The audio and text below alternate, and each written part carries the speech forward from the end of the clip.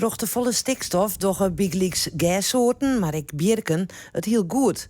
Licogeerde in Duinvallei het kapenglop.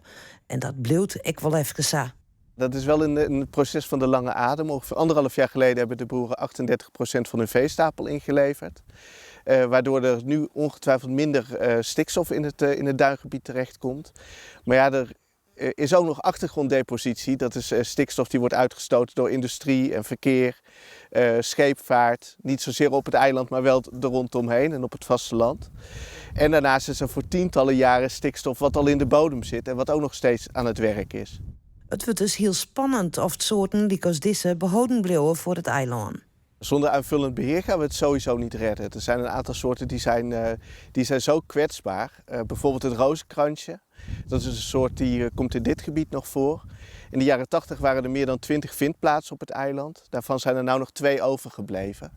En die 2 vindplaatsen die zijn ook heel klein en kwetsbaar. En nou ja, als deze berken oprukken, dan ja, het is zo'n zwak klein plantje.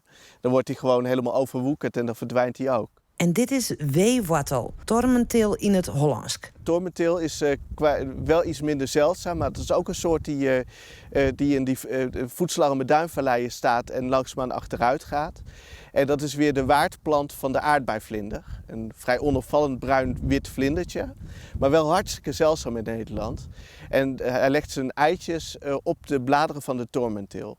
Dus hij heeft best wel wat tormenteel nodig om een levensvatbare populatie te hebben.